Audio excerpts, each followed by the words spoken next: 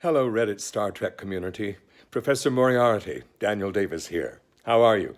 Thank you so much for reaching out to me. Star Trek has the most loyal fans in the world, and I'm terribly, terribly grateful for all the kindness they've shown me over the years. For just 2 episodes, but apparently they made an impression on everybody.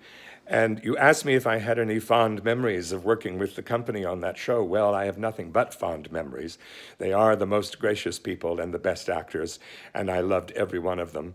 Fortunately, I still get to see them because I've been going to Star Trek conventions for the last few years, particularly the ones that are held in Las Vegas. And in the last couple of years, they have very graciously begun to include me in the traditional after the convention dinner party, where there's a lot of reminiscing and a lot of laughs, and I enjoy them all very much. Nothing but fond memories. I remember particularly in the first episode, Patrick and Brent and LeVar and I had a scene where I had a line to him about, they wanted to keep Moriarty alive, but he was a holodeck figure and they couldn't figure out how to do it. And I had a line to Patrick about then you will do murder. We shot it and finished the episode, and a couple of weeks after we'd finished, my agents called and said they need you back at Star Trek for a reshoot. And they sent me the page that they wanted to reshoot, and it was that single line because Mr. Roddenberry did not want Patrick to be called a murderer, even indirectly. So I thought, okay, great. I still had my long hair, and and the costume and the set were still there. So we went back. I walked on the set, and Patrick said, "Mr. Davis here to raise the bar again." Which made me feel very humbled and very flattered. And so we shot the scene, and the new line was, "Then you must kill me." And I thought, what's the difference between "then you must kill me" and "then you must do murder"? But at any rate, Mr. Roddenberry wanted it that way, and obviously he was the boss.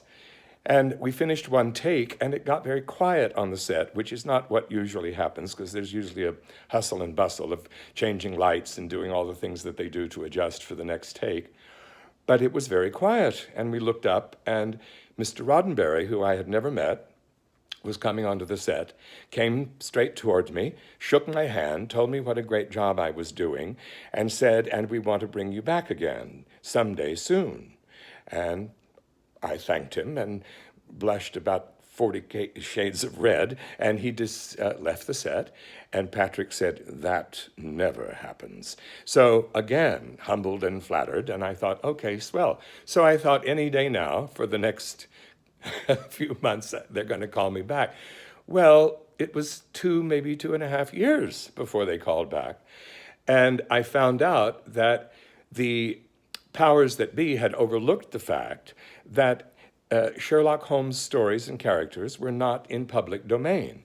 In fact, the Conan Doyle Society, which runs various charities in Arthur Conan Doyle's name, hold on to the rights in perpetuity throughout the universe. I love that phrase.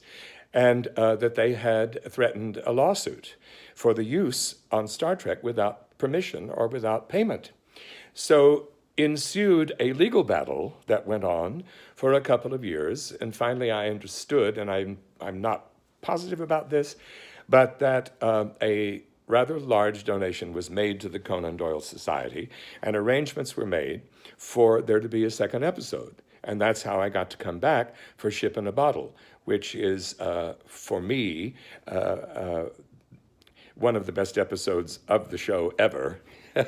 and not just because I'm in it, but just because it was so clever and so well written. At any rate, that's what I remember about that episode. The other episode, as I've said, was my favorite to do of the two.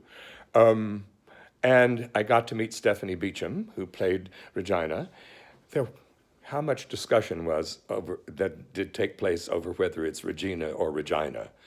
And we finally thought, well, Victoria was called Victoria Regina, so we will call her Regina.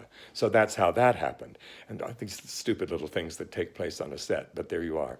Anyway, I hope this has been interesting and useful. I thank you all very much for still remaining loyal fans to the show and for liking my work on it. as much as you seem to have done.